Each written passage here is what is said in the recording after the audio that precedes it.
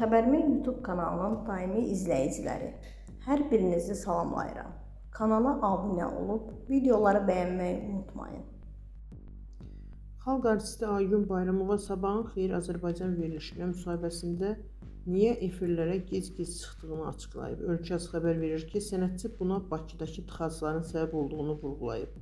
Bilirsiniz ki, şəhərdə nə qədər tıxac var, başqa yaradıcılıq işlərim də var. Ona görə də çatdırmaq olmur. Televiziyalara məni dəvət edirlər.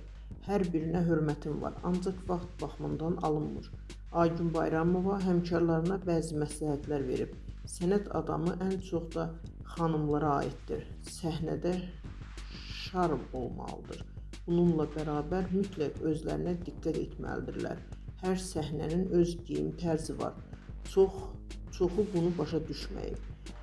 Televiziyanın, böyük səhnənin öz libası, saç düzümü var. Hər bir sənət adamı buna fikir verməlidir.